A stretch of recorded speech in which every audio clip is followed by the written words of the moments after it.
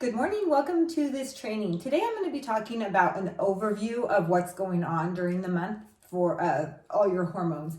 And I think it's so important, especially for any of you that have younger girls, that you understand this for them and that you understand it for yourself, so that all of this crazy thoughts around hormones can go out the door and you can start to really get some control of your hormones. So understanding something is always a huge part of being able to start to heal from there. So just a quick overview, starting with day 1 through day 12. This is considered like your menstrual phase. This is when you're going to be bleeding, having your period, if you still have it. If not, if you are not bleeding anymore, you are still going to have a lot of these symptoms. So if you're in perimenopause, you're going to still have a lot of these symptoms, and it's going to be as if the time when you were having your period. So although during perimenopause, your estrogens and progesterones drop significantly, you still are experiencing a lot of these symptoms because those hormones still are being produced. It's not that they're completely gone. So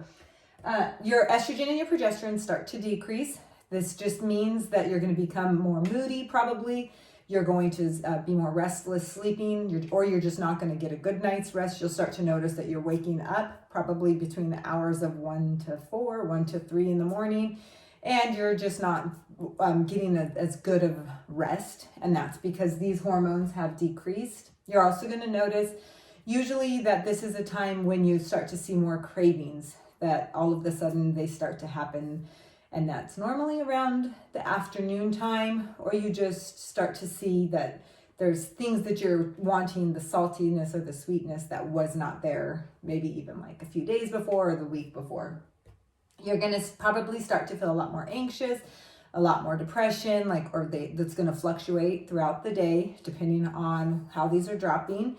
Also, you're going to just feel a lot more moody overall. Maybe you're not going to feel like you can handle quite as much emotionally or mentally as you did the last week or the week before. So that's the first phase of your cycle. Some things you want to make sure that you are doing is keeping up the exercise. That really helps keep those from dropping too low too fast. Also, you're going to really want to manage your mind. And all that means is stop yourself if you see yourself going in a deep spiral. Make sure that you don't put yourself in situations that are going to take a lot of emotion, like of great emotions, to be able to handle, because that's not what's going to be happening here. Especially if you're out of balance, these are all going to be completely amplified. Also, managing your mind just means doing the kind of self-talk that's going to calm yourself down. This is just my period. This is just like some hormones that are out of balance. I'm working on myself. Like that kind of stuff goes a long way for those of you that are dealing with hormonal imbalances. That's a great place to start, especially if the symptoms are pretty bad. So, and making sure you get to sleep earlier. That sounds so simple, but rather than continuing this sleep time, the time that you were going to bed before, move it an hour earlier. Make sure that you're getting more sleep, because that's actually what your body's wanting as it's doing, preparing for the cycle that it's in. So this is phase 2 of your cycle. This is about day 14 to 16. This is going to be your best week of the month, so to speak. And this is when those estrogen and progesterone and testosterone are all a lot higher. So you're going to feel way more confident, way more attractive, way more connecting to other people. You're going to want to try new things. You're going to when you work out, that's when you're going to feel the best. You're going to be sleeping so much better. This is one of those weeks that people are always telling me, why can't I feel like that way all of the time? And I'm actually here to tell you that you can't feel that way all the time. You just got to get your hormones balanced and get them in control the rest of the month. So in this phase, you're going to want to make sure this is the time when you're going to implement new habits, especially new thought processes. So if you were down a rabbit hole during your period, then now is the time when you want to work on, what do I want to believe about myself? What do I want to believe about food? All of those, and really dive deep into changing thought processes. That alone is going to increase your estrogen levels and take you through the rest of your cycle with way more ease and comfort and less symptoms.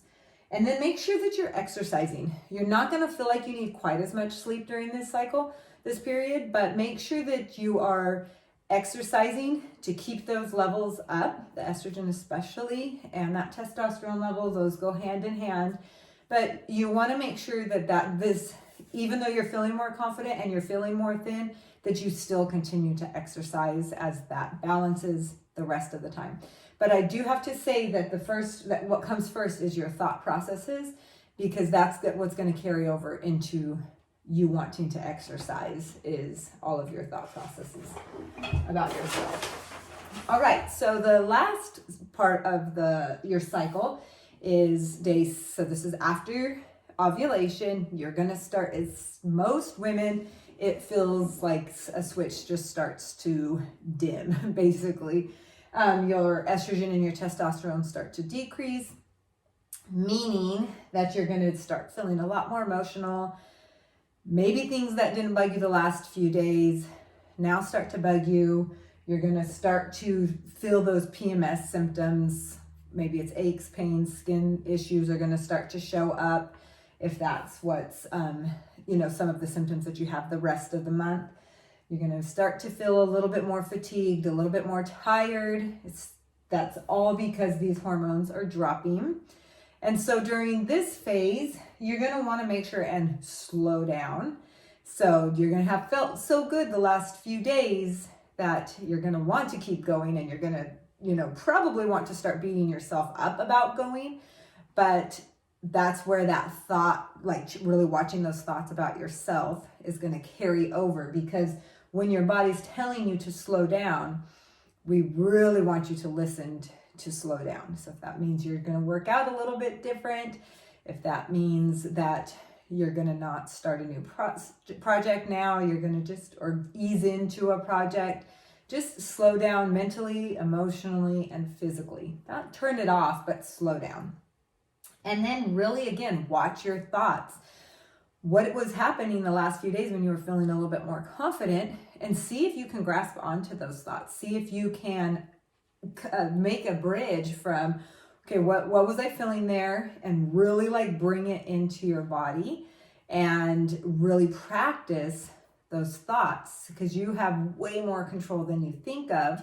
And if you can tap into the stuff that you practice during ovulation, anytime you practice that positive thinking about yourself, or just changing some of your thought processes, your estrogen will boost up, and that's going to relieve a lot of the symptoms, to really fix a lot of that stuff. So the other thing too is exercise. Even if your exercise is different, still exercise, still move.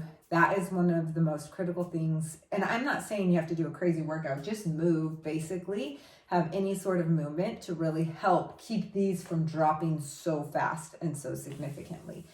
And that's going to really help ease a lot of those symptoms that you're feeling. So this is just a brief overview. This is just a small training that's going to help you. If you're tracking, go back and watch this, and just make sure that on your calendar, however you're going to do it, that you're paying attention to what phase that you're in. And you'll be able to start to see what's going on each week. Now, the thing you want to watch for is if the week before, so if your ovulation week is not a good week, which that most clients come to me with ovulation as a really bad week, and there is no week of the month where you're feeling confident, then we know your hormones are completely opposite of the way that they should be. And so that's where you're going to want to really, especially if you want to do it naturally, there's so many ways to fix this, and it's so much simpler than you think. It's just a matter of doing it the right way, strategically, and following the body's guide. So as all of these ones that I gave you are all guidelines or outlines of what it would be on a normal cycle. So if you are opposite, or if these are way on one extreme or the other, then that means that there's work that you need to do, and that's exactly what I do. So just trust me when I say it's a lot easier than it looks. So if you have any questions, message me, let me know. Otherwise, just start tracking your cycle, seeing what's going on, and let's see what changes you can make for yourself just by implementing these things. All right, I will see you next week with some more depth on our hormones. Talk to you later. Bye.